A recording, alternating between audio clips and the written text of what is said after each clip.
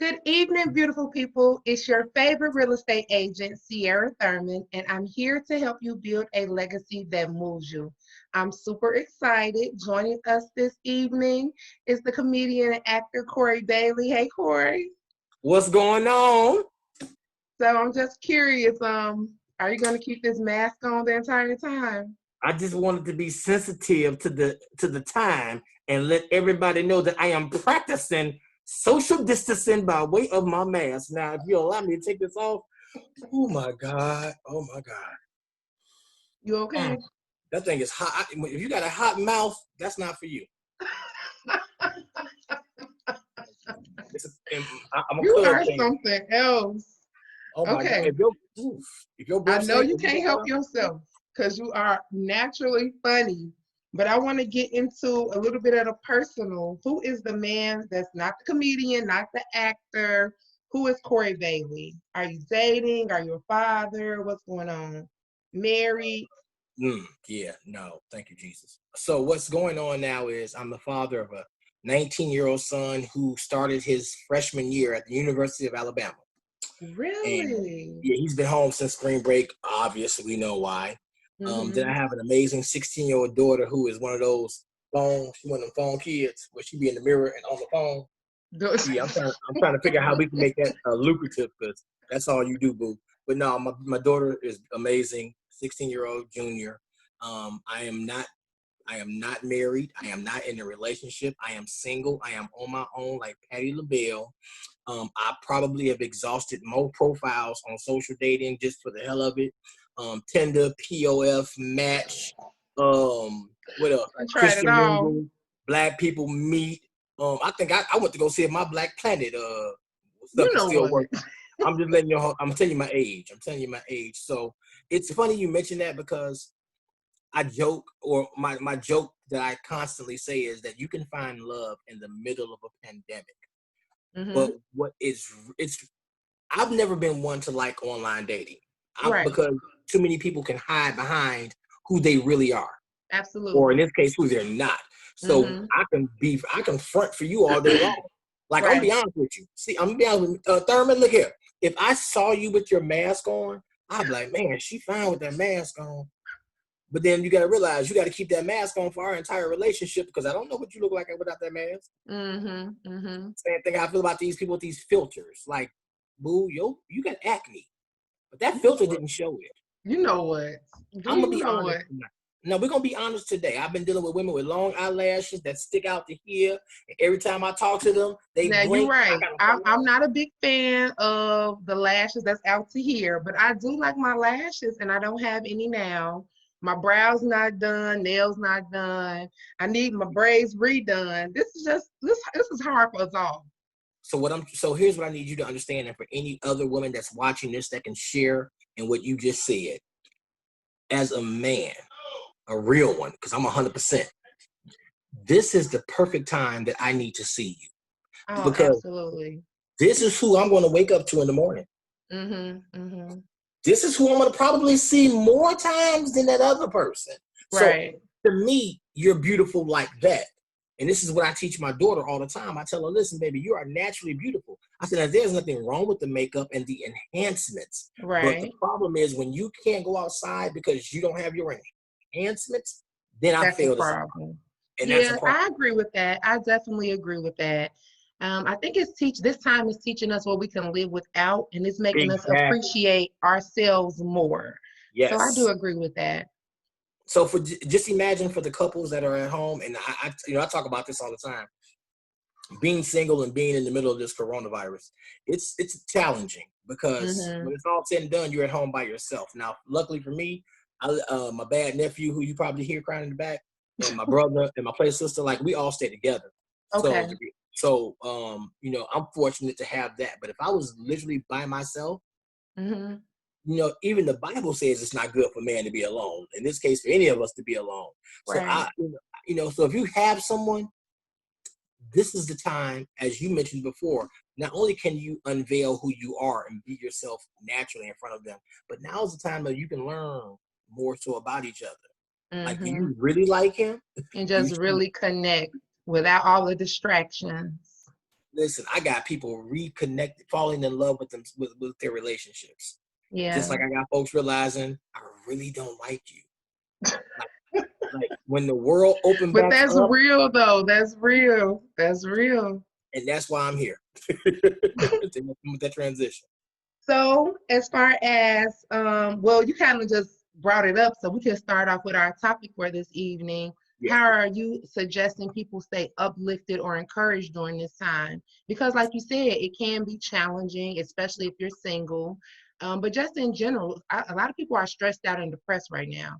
Yeah. So what can they do during this pandemic to kind of keep their spirits uplifted? Well, the first thing that I want to start off by saying is that everybody is different. All right. Yeah, go ahead and put it in your armpit. Yeah, put it right there in the arm. Yeah. Corona cough. I heard it. You better drink some more, Jesus. And don't think I ain't paying attention that everybody else got a red cup and you got a black cup. So you're bougie now. You're doing your little real estate game. You got your little real estate. Put a red cup at. I'm sorry. Let me see. I'm using black. Thank you very much. Yeah, that's a good drink. So that's why you're coughing. Back to your question though, in reference to how to remain positive in a time like this. For me, I'm gonna be honest with you. I grew up in church, so my foundation is all God. Absolutely. But because of my experiences in life, like my mother, I lost my mother in 2005. I lost my dad, biological dad, 6 months before I lost my mother. Wow. After I lost my mother, my wife that I had been married with 7.5 years decided that she wanted a divorce. So really? I've experienced my own levels of loss. I've experienced depression. I'm at 2 evictions, 2 repossessions on my cars. I've had my gas cut off. I had my lights cut off.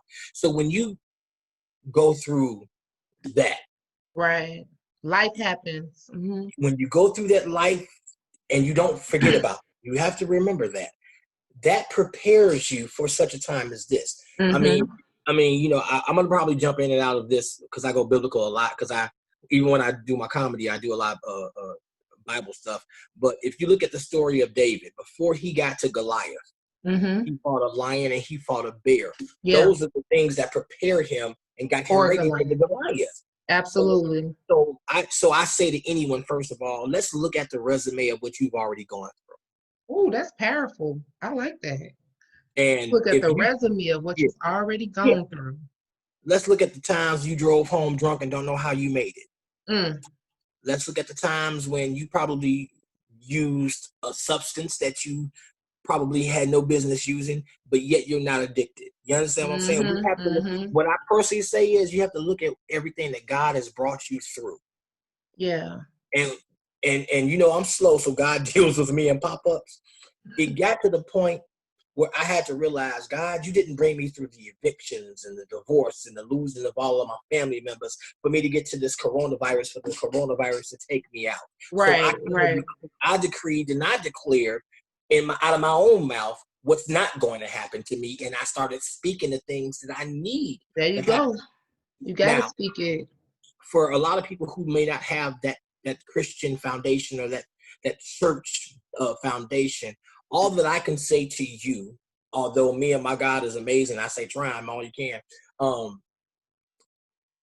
Protect your eye gate and your ear gate. If you're going to sit on social media all day, be careful what you're watching and what you're taking. Yes, say that one more time. Anything that you watch and you listen to has an effect on you subconsciously, whether you acknowledge it or not. Like, for example, if you playing Ron Isley all night and you wake up and you feel sexy the next day, that's because you let Ron minister to you all night. Now, if you let Yolanda Adams minister you all night and wake up and you got a hallelujah in your spirit, then that's Yolanda. But what I'm basically saying is you have to protect your eyes and your ears. And, for example, there's a lot of different conspiracy theories. There are a lot of different things that are coming on the airways right now to distract you. Pay attention. You are being distracted with all of this coronavirus that. And if you like the young man that I can't pronounce his name, so just talk about me later. But the young man that we recently just lost, we actually lost him a couple of months ago to the father and son who took him out. if you are paying attention, there are starting to be more senseless violence crimes against Black people. Yeah. That are happening. But yet the coronavirus is the cover of everything. You know what I'm saying? But they're secretly, they're snubbing us out. So, you know, I'm just saying be very careful. I'm not saying don't pay attention to the news and don't watch it. Right. You have to be careful what you allow inside of you. And it's protecting your energy at all costs. I'm a big believer that we have to protect our energy. You know, what we're listening to, what we're seeing, the company we're keeping, and the environment we find ourselves in. I think it all kind of like coincides together. You know what? By just mentioning the company that we keep, I want to challenge everyone right now because there's two things that are happening with this coronavirus. One is negative, the other is positive. The negative is for anyone who's had to deal with the virus. The virus is basically, and this is just my own personal perspective, but if you have the virus is to separate you and isolate you from your family. Yeah. You're in a hospital, you're all alone, no one can visit you, no one can barely call you or reach out to you. Yep. And so now you are sitting here dealing with this by yourself. Once again, like I said, the Bible said it's not good for man to be alone because he knows if he turns you over to your own thoughts. That's why he said, lean not to thine own understanding because you don't know what you're doing. You don't know what you're capable of not doing. So what you notice about that is the isolation that this virus is giving you, it takes away your will to want to live. That's why so many people are dying. If you don't have anybody cheering you on and encouraging you, you're going to make it. Listen, you can pull through this thing, but yet you're in a hospital bed by yourself and you hear nothing. You see nothing. You're in a wall, and you hear a ventilator. Where's your will to make it from there? You don't have it. Now, the good news from that is, for those of us who happen to be alone, this is the perfect time for you to focus on what you have not been able to focus on. I'm going to use my personal self as an example. See, I am a bowler. I'm talking avid. I was in 7 bowling leagues. Yeah. Okay? And since before this happened, I jumped into the entrepreneurial flagship. Okay. And I now help people with their retirement and with their life insurance. Oh, okay. To be honest with you, it was something that I never felt like I was qualified enough to do because I was fed the lack of knowledge about stuff. So when you don't know about it, you don't want to be interested in it or you don't want to know anything about it. But when I started to learn, like I told you, I lost a mother and a father, so I had to deal with life insurance on a whole nother spectrum. Right, absolutely. So when I learned about the information that it was disseminating to me that I never heard about, like I never knew that you can have a policy that earns you money, earns you cash value. Like, I'm not going to say it that way, but let's just say, so we've learned that other people have been able to financially gain from some of these policies and annuities. If you have a 1-year-old child, they'll take out a policy in that 1-year-old child's name. And by the time that child is 18 years old, they can purchase their own building or their own car, or they can decide to send themselves to college because of the money they have it there. And it's for them. So now my generational wealth. So what I've been able to do was, because I was not bowling, I'm not in 7 leagues a night, and I was spending 3 hours. I'm spending 3 hours in a bowling league per night I bowl. That's 21 hours a week. Yeah. So it was just a matter of saying, okay, now that I can't do that anymore, I had to take that time and push it into my business. Absolutely. So now I'm learning. Let's talk about your business. So I actually thought the only thing that you were doing was the comedy and acting. So I definitely want to talk about that, but let's also talk about the insurance. So what we're going to kick off first? Well, let me just say it like this, because I'm actually still studying to get my license, but I've still been able to refer and help so many people that I didn't even know I could. And that was, I'm going to be honest with you, that was my prayer. I read the book, The Good Millionaire. And in the book, The Good Millionaire, the foundation for it was help as many people as possible. There you go. A service. You come from a place of service, others will pour into you. That is so important. And that's why I have to thank you for this platform, because up until now, I haven't really been able to articulate what my heart's passion is. Like everybody knows I do comedy, everybody knows that I do acting, and I'm funny. I get that. But when the opportunity came for me to be serious and to sit with people and discuss their insurable needs, that's a whole nother gambit. And I'm not gonna lie to you, I was a tad bit nervous with even coming to somebody, because if they know me on this level. Exactly. They don't know me on this level. So for me to gain their trust and sit with them and talk to them on a professional level about your family, your legacy. Absolutely. So I'm real big on that. Building generational wealth and creating your legacy, not just for you, not just for your children, but for your grandchildren, your great grandchildren. Yeah. I'm real big on that. Yeah. So, I mean, you just completely caught me off guard. I didn't have a clue about this part of you, this side of you, this professional side. I'm used to you cracking jokes all the time, but making us laugh. That's, you know what's so wonderful about that? And I thank God for that. That's really a gift. But the opportunity to do, like you just said, to flip it and to be something else for so many people, that's a need meter. You know what I'm saying? Mm-hmm. Hold on for a minute, because I'm about to just everybody. Aaron. So in this time and decade, if you ain't beating your kids, you are not being Bible. The Bible says, spare the rod and spoil the child. Whoop your child. I'm not saying kill him. I'm not saying do like my parents did, and they used to whoop me just because. I needed some understanding. I'm like, can you tell me what you give me the whooping for? Because if you tell me what the whooping is for, there's a good chance I won't do it no more. But if you're just gonna whoop me just because, that's different. So listen. I cannot with you. No. This is real parenting tips. What I would do when my because for me, mind you, it was hard because I'm divorced. So to try to discipline a child that's not necessarily with you all the time, right? Challenging. So I had to pray about that thing. I was like, God, help my brother out, because I don't know what's going on. So my son, I remember he got an incident where he did something in school, lashing out, rebellious. I know why. It was because of me and his mom no longer together. So the talk that I had with him, God gave me wisdom. I actually went to the Bible verse and found the verse that said, spare the rod, spoil the child. And I asked him, what do you think that means? In his definition, if it was off a little bit, I kind of cleaned it up. And then I said, so this is what I expect of you. And so what happened was I had him repeat to me what I said. Right. Make sure he understood. Come on. So you understand what I'm saying. So now that I know that you know, if you decide to act out after this, that's your behind. Right.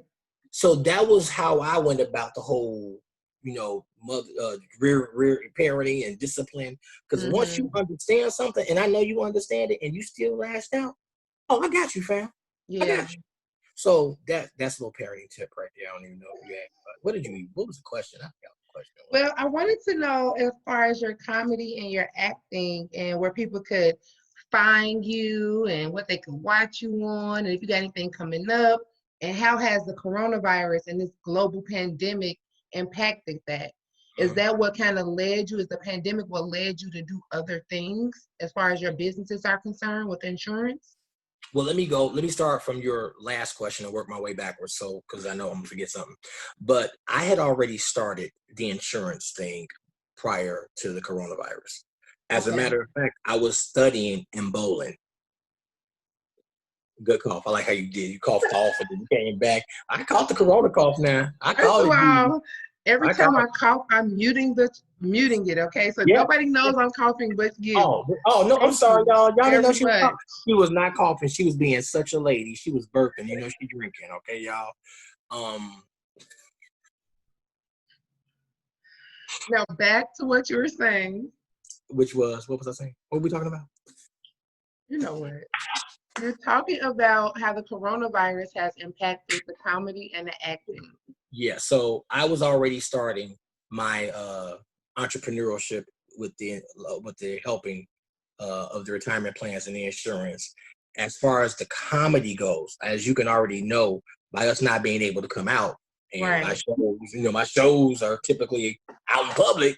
That Mm-hmm. drastically affected me with not being able to perform, therefore not being able to make that money at the Right. performance. And with the acting, it's the same difference. We can't even rehearse, we can't Mm-hmm. do shows. So for us, for the performers, we are taking a real hit. We're no different than the nail salons and the beauticians and the barbers. My heart goes out to those guys because I have a bunch of friends who are like that, and they're being ridiculed if they decide to cut hair or do hair before this is lifted. And I'm sitting there like, do you Right. guys understand that they don't have a dollar? Like, Exactly. People still got to pay their bills at the end of the day.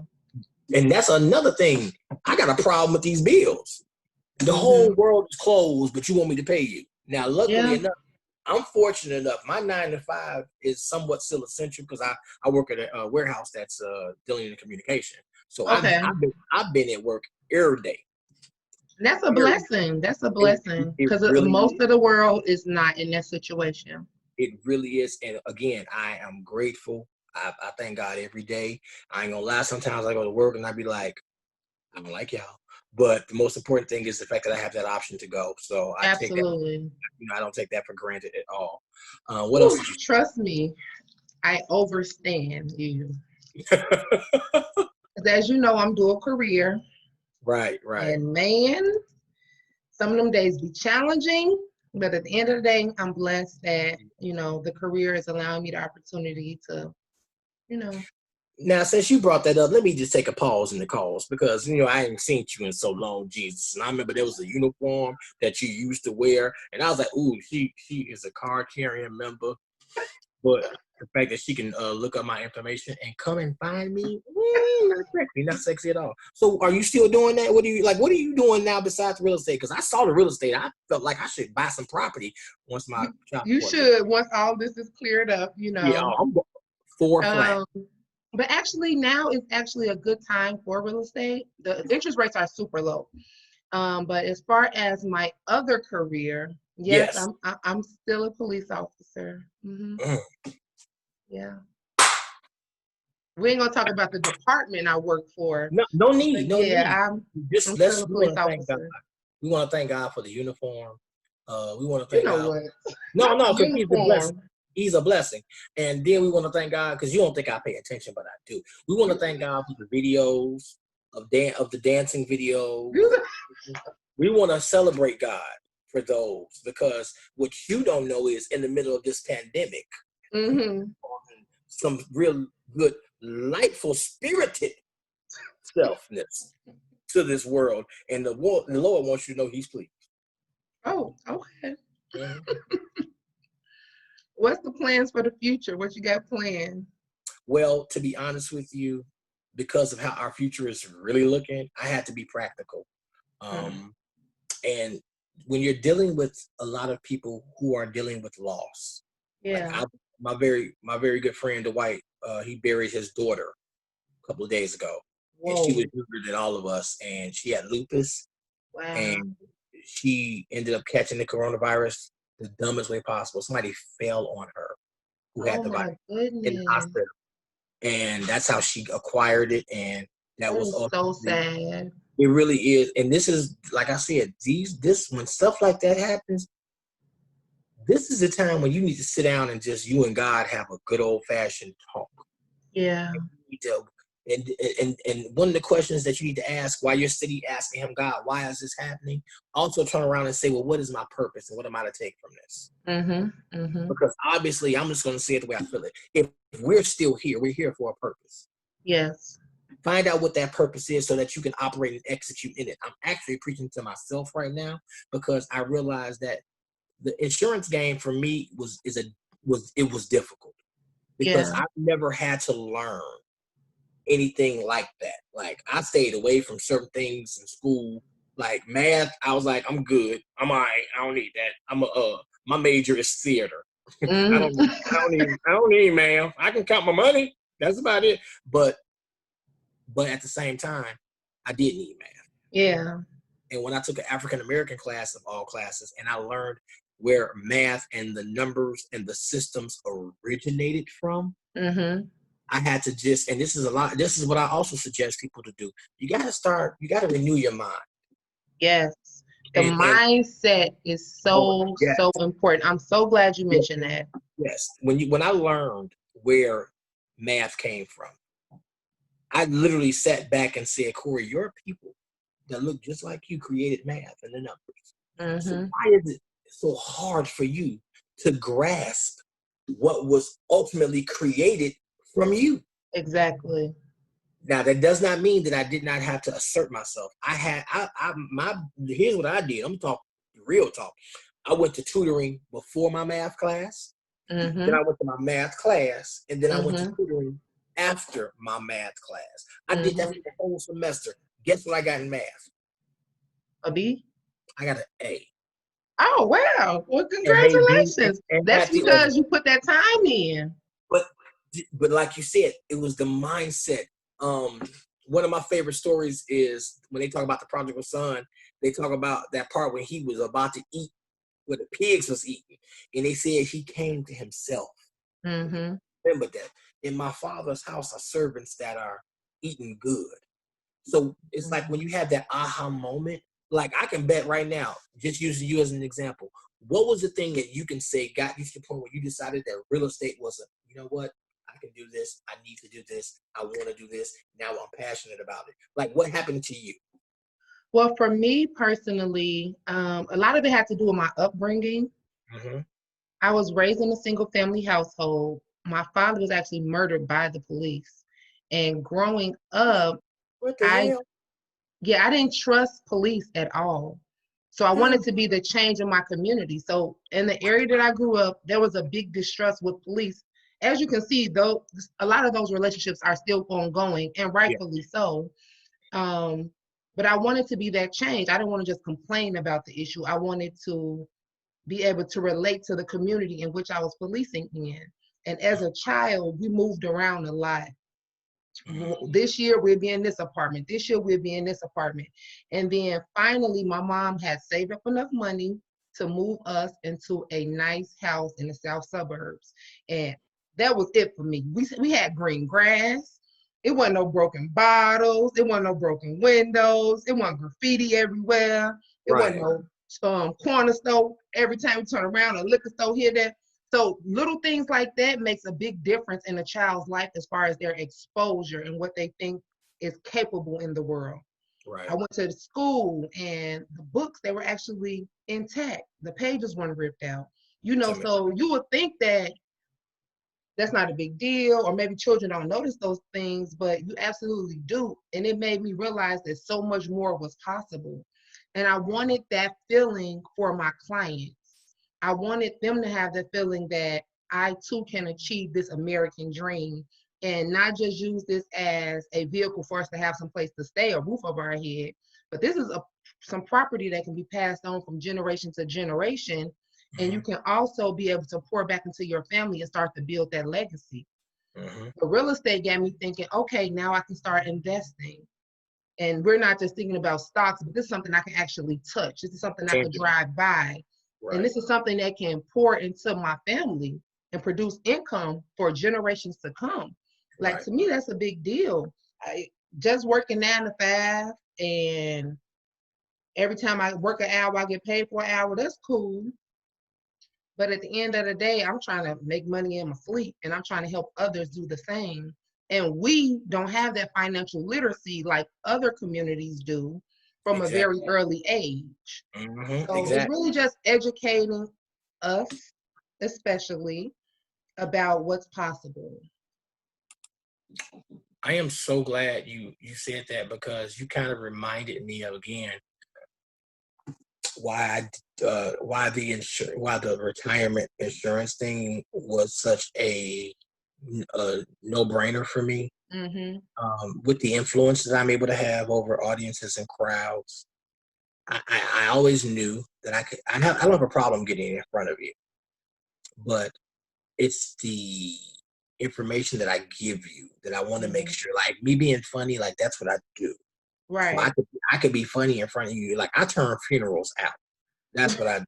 I'm just gonna be honest with you. You know, I'm like, don't act like if that person up there moved, I'm the only one running. Don't act like I'm the only one running. And I know you loving him, missing him, and you wish he was back. But if that left hand move, you gone.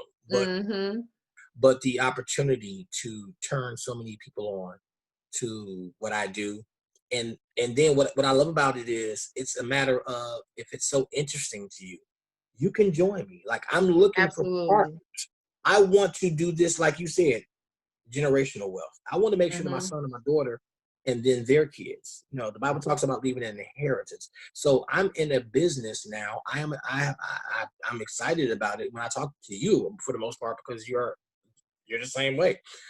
I like the opportunity of being able to help you. Oh, here we go. Come out of the poverty mind set. Whew. So you know what? This is perfect. So if I was to ask you right now, how can those watching support you in your business, what would you say? I want to shine a spotlight on you right now. Okay. How can we help you? How can we join you? How can we support you? I would actually challenge anyone that can hear me, and luckily enough, see me. I would challenge you to ask yourself some questions. Are you financially happy? Are you financially stable? Is there anything that you are interested in doing that could possibly change your poverty mindset as well as your overall situation that you're in? And I'm gonna be very transparent. I just started, so no, I am not where I want to be, but what I bless God for is I have finally taken the steps and applied small steps to be greater later. Like my credit as we speak is in the processes of getting good. Guess what? Because the whole earth is closed. Right. So this is the prime time to get your credit in order. You know, and I can't say it enough because it was my problem. The poverty mindset. Prime example, real quick, not to go too far off, but you want to buy a car, or better yet, you want to buy a truck. But you sit here and you wonder about the miles per gallon, how much is the gas going to cost for your truck? That's a poverty mindset. If you want the truck, the gas should not be the reason why you don't get it. So so that was that whole thing. But back to your question, I am interested in dealing with anybody, and I mean anybody. Race, creed, color, size does not matter. If anything that I said sounds interesting enough to you, allow me to partner up with you, and let's learn this together. Because how can they reach out to you? How can they contact you? So I guess it's a matter of me giving them my information, my telephone numbers. First of all of my social media handles is my name. Corey E. Bailey, Facebook. Corey E. Bailey, Instagram. If you want to email me, it's Corey E. Bailey, Gmail. I'm going to say it again. Corey E. Bailey at Hotmail. So Corey E. Bailey is how you can reach out to me. I am like 24-hour accessible because mind you, I was doing comedy and booking shows. Now I have a manager, I have a management team. But as far as this goes, reach out to me. Inbox me on Facebook. Okay. Hit me up in my DMs. I dare you to hit me up in my DMs. I go to New Life Covenant Church with Pastor Hannah. So once the earth is back open, if you want to find me, I'm gonna probably be at that 7:30. Gonna be at church. Oh, it's gonna be a misunderstanding. Well, we're getting ready to wrap this up, Corey. I really appreciate your time. Any final comments, thoughts? You know what? Number one, let me just say thank you. I want to thank you for this platform. I want to say thank you because you could have chosen anybody else. And I'm so grateful that you reached out and called me. You should have seen me when you called me. I was like, Cierra on the phone. Cierra, Cierra. No, not the flip it up, not that one, but she can do it. Oh, she can do it. So let me just say thank you for that. And oh my God, I want to let people know that number one, I'm gang banging on geese Monday through Fridays at work because them geese is out of control. That's just for that one. But in references to anybody else, guys, all I can tell you is if you have not tried God out, why not try him out now? Yeah. I'm just going to be honest with you. He has literally allowed me to walk through this thing that's taking us out. Absolutely. And I would just say, walk with your boy, huh? Walk with me. And you know what? I'm I'm very reachable. So reach out to me. Talk to me. Let me share with you how I made it through what I'm making through and how I'm going to get to my destiny, huh? Absolutely. I felt that thing right there in my shine, though. And again, thank you, my Corona cough. I just want you to know I appreciate you so much. I am so happy for you. I'm so proud of you. Sierra, you really don't know. Before I tried to propose to you, I was like, she is. You know what? You did not try No, to no, propose to me. Look, I'm gonna let the world know. I'm gonna let the world know. I'm gonna let the world know what happened right now. So when I first met her, I'm not talking to you no more. When I first met her, right, y'all, this is what she did. She was like, he cute, he alright, But then she went on my Facebook page, and I'm honest. You know what she saw on my Facebook page? In a relationship. So all she said was, so what's this relationship thing? And I was like, oh, listen, you right. You are 100% correct. And I was, nope, I'm good. I just wanted high and buy at the same time. That's what happened. And that's what happened. That's my story. He's sticking to it. That would happen. And then since then, she's going on to bigger and bigger things. I watched her become a real estate agent. I was like, I saw you when you sold that house. I was like, oh,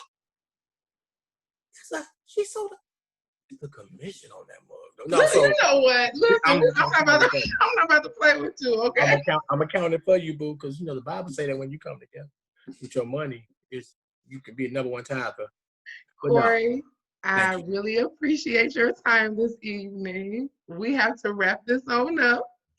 Thank you for joining us with Building and Bonding. And I'll see you all tomorrow, 7 p.m. Central Standard Time. Again, my name is Cierra Thurman. I'm your favorite real estate agent, and I'm affiliated with Keller Williams, Chicago Lincoln Park. Have a good one.